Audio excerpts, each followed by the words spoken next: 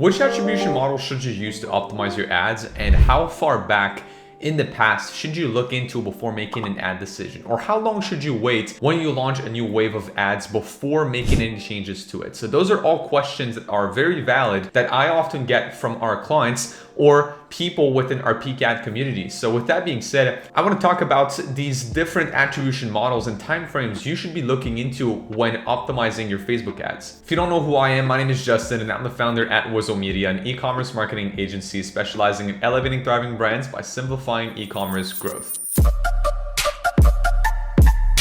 So I'm going to start this video by hopping into this client's triple well account. So one of the first things that I often hear about clients is, should you use triple attribution or triple attribution plus views? That is if you have triple well. So that is something I'll get into in a second right here. I'll also start by explaining more about the in-ad platform metrics that you should have over there and also time frames that you should look into. So first things first, time frame. If I look into this ad account and look at it today, today's doing pretty good, right? So if I started today and looked at this, actually, this is a pretty good day so far. We spent about $100, made close to, $560 back, so 5.8 ROAS so far for the day.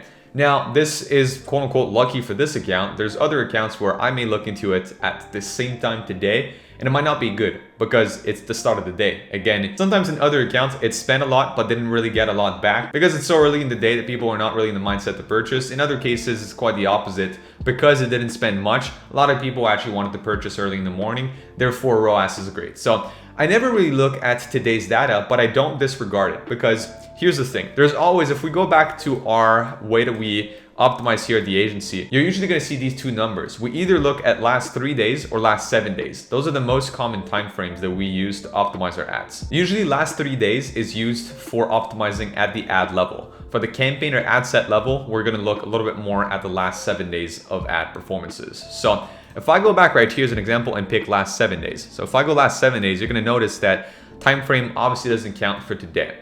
So it disregards today entirely when you look at that. And that again is usually good for optimizing a campaign in itself because that gives you more of a macro perspective, longer time frame, macro perspective. Now, if I go at the ad level, it would be a little bit different if I switch to the last 3 days. So if I go, and as an example, from the 25th to the 27th, and then have it sync up right here, you can see the results are a little bit different already right there. One of the campaigns is actually really not performing that good for the last few days. We need more DCTs inside of it. If we look into this one actually, which we have right here, you can see the data is also quite different from a 7 to 3 day basis. So now that I explained that doesn't really give you much at this point, right? I've just kind of explained a little bit like what timeframes should you look into. Now let's get into actually how you should go at it, or in what sequence or order should you look at these timeframes first before making any optimizations. I usually like to look from the shortest time frame to the longest first. So if I was to optimize this account, I'd always look at today first. Reason being, if it's bad today, then I just disregard the day and move towards previous time frames, right? A lot of the time it's bad today.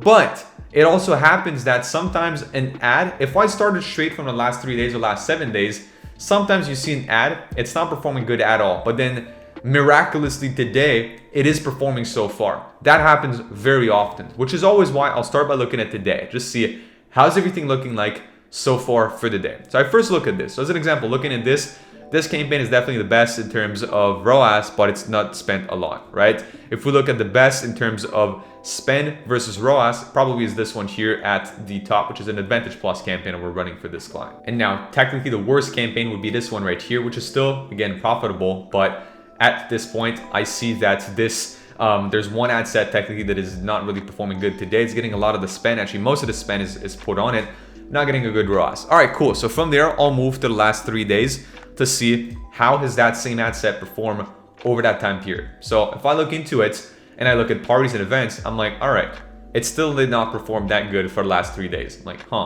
I probably need to turn it off at this point. Let me just see last 7 days right now and see if this was the same conclusion I can make from the last 7 days. It's the same, right? So if I see something performing bad across the board, across all 3 time frames, for me, that is a clear indicator that I need to turn this off. Therefore, today, I'm gonna turn this ad set off. So I'll run you through all the scenarios today. If I saw something that performed good today, bad the last 3 days, and bad the last 7 days, I'd only give it one more day to see how it would perform. If it performed good the next day, then I'm gonna keep it live. If it doesn't, I'll kill it. If I saw something that performed bad today, but good in one of the previous time frames, I'm usually gonna let it run for just a few more days. And the last thing I want you to look at is the difference between 7 days and 3 days. If your 3 days data is lower than your 7 days data, that would usually mean that the period prior to the last 3 days, so the 4 days prior, were much higher than their last 3 days, right? Because if your aggregated average of your last 7 days is higher than your last 3 days, it means the 4 previous days are compensating for the lower results of your last 3 days. And usually that's a good indicator that the campaign is dying out. The campaign, the ad set, or the ad is slowly dying out. So that to me is a red flag. I might not turn it off today, depending on profitability. It doesn't mean because it's going down that I need to turn it off. It might still be profitable, but I would usually take note of this in our account log that we have internally about red flags or yellow flags responding with accounts, and then add myself the task to either, if it's a campaign or an ad set, review it in 3 days. If it's an ad, to already start working on more DCTs to test. So recapping this first part of the video, first look at today. If today's good, look at last 3 days and last 7 days. If any of the previous time period is bad, but today is good, give it one more day. If today's bad, look at last 3 days and last 7 days. If last 3 days is bad also, chances are your campaign, ad set, or ad is dying out. Therefore, either add yourself a reminder in 1 to 3 days to optimize that ad set or campaign, or already start producing a new creative if the problem is at your ad level. If today is bad, but last 3 days and last 7 days is good, chances are I'll usually assume that today's maybe just a bad day so far and still let the ad run. Now for these last 7 days, let's take a look at the different attribution models I would have using Triple Well. If you're using straight Facebook, you don't really have a choice. It's 7-day click, 1-day view, or 1-day click, 1-day view. You got a couple choices actually right there. We always are going to pick 7-day click, 1-day view. There's a big debate in the space about which model should you pick. And if you're unfamiliar about what that means, I'm just gonna quickly recap it. 7-day click, 1-day view means that if somebody clicks on an ad today, the pixel is gonna keep that in mind for the next 7 days. And if somebody makes a purchase within the next 7 days, the ad is going to get credit for that purchase. 1-day view, so 7-day click, 1-day view, it's basically one or the other, right? So 7-day click or 1-day view. 1-day view would mean that if somebody views an ad today, the pixel is going to keep that and record for 24 hours. And if they buy on the website, this ad is going to get the credit back, which makes a lot of sense. This is a pretty fair time period to talk about attribution. There's a lot, as an example, Pinterest goes all the way up to 60, 60, 60. So 60, 60 would be in that case, 60-day click, 60-day view, which doesn't make any sense, right? That would mean that if somebody clicked on your ad today, for the next 2 months, Pinterest would keep this person in its mind, essentially in the pixel. And if that person makes a purchase within 60 days, the ad would get the credit back for that purchase. And same thing for view, which is even worse, right? If somebody views an ad today and makes a purchase within 60 days, then that ad would get the credit back for that purchase, which again, doesn't make a lot of sense. 7-day click, 1-day views are usually a pretty fair timeline. You think of yourself as a user, right? If you view an ad today and buy within 24 hours, chances are that ad had an impact on you, right? And if you click on an ad today and buy in the next week, also chances are this ad had somewhat of an impact in your journey of buying this product. Because sometimes people don't buy immediately, right? It's just something they need to think about, or you stay on their minds. Maybe they clicked on your ad, and what I personally do sometimes as a user is I'm gonna click on an ad because it looks interesting.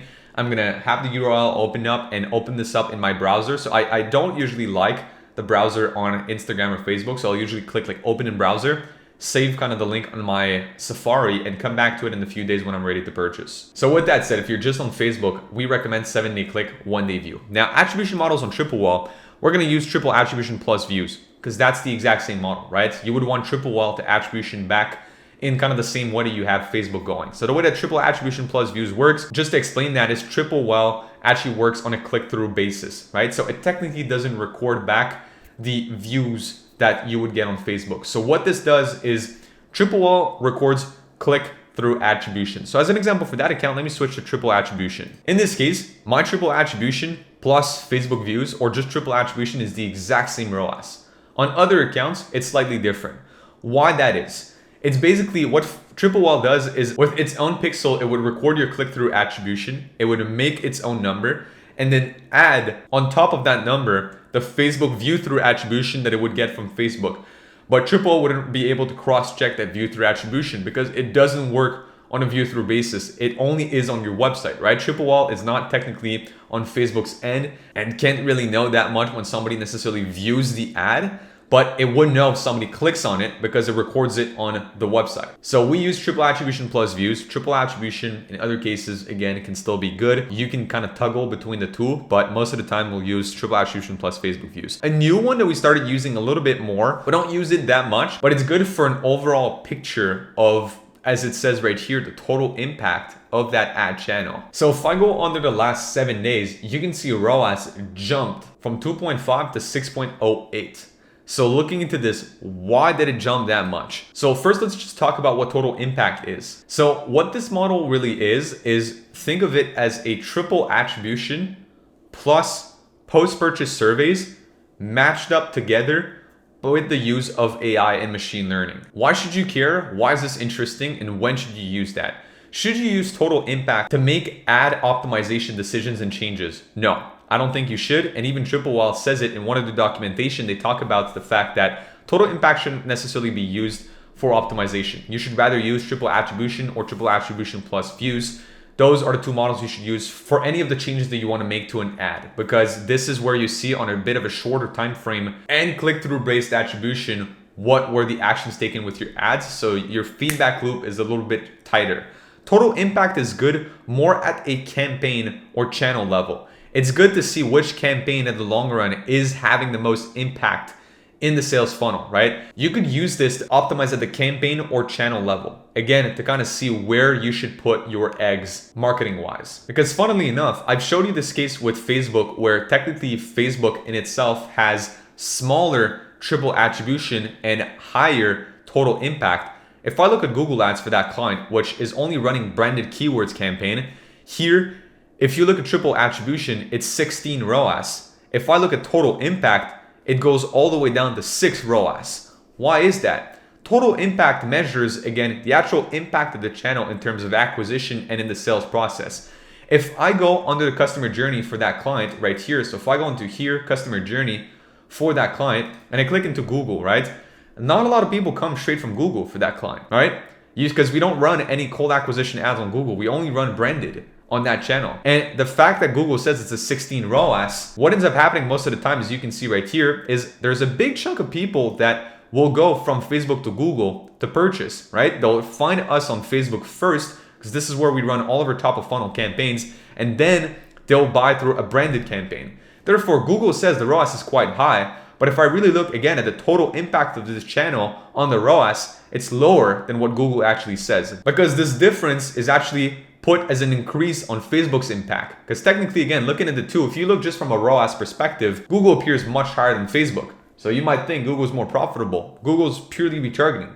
Therefore, if you really think about impact on the business, Facebook has more impact. And this is the same thing that total impact is telling us right here. And it's also why a lot of marketers are telling you don't look at ROAS. ROAS in itself doesn't tell you much. You have to look at many more metrics besides just ROAS to actually know what is the true success of an ad campaign. Now, the last thing I usually do when it comes to optimizing an account is look at Shopify data. I'll look for the same time frames and for the same reasons as mentioned before. It just adds up to my reasoning.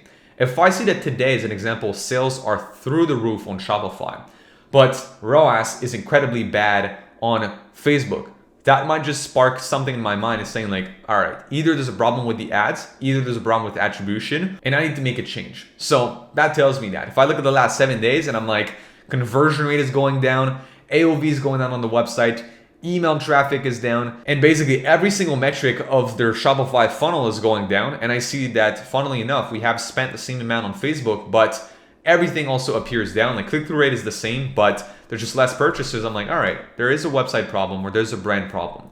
Like what we recently had with the brand owner who was in between two phases. So what they had done is in March, they had run a very, very big end of collection sale, which Usually a collection sale like this or an end of collection sale is a good time for current customers to come back and buy, right? It's great for retargeting. So they got a lot of email sales. Our retargeting campaigns did amazing on Facebook, and acquisition did pretty all right too. But then as soon as they ended that sale, they launched a pre-hype up campaign for the new launch that was going to happen on their website. And if you went on the website, there was a pop-up talking about the new launch. And then anybody who opted in to the hype up ads that we had on Facebook would start receiving emails about this big crazy collection coming up in the future. Now, at this point in time, in between these 2 weeks, post sale and prior to the upcoming launch, think of it that way. If I'm a returning customer, let's just say, and that's the exact example I gave the client. Let's just say I'm an Apple customer, right? I own a few Apple devices. Apple is running a big sale. What would I want to do? Stack up on more devices. Get these accessories, get these other pieces in that I haven't gotten yet to my collection. Stack up on that, right? If I'm a new customer and was maybe hesitant, I'd be like, yeah, sure, maybe let me grab a few new accessories during that time period, but it's primarily for returning customers. And then there's this 2 weeks period where there's not a lot of sales. All your returning customers just bought quite a lot. They stacked up a lot in the last few weeks, so they're not gonna buy for these next 2 weeks. And I'm a new customer now. I walk into the Apple store. I look at all the banners. I walk first into the Apple store to buy an iPhone 14. Reason why I'm saying that is because we are running ads toward their evergreen collection, which is kind of their latest product, right? In this case, iPhone 14. Let's just put it that way.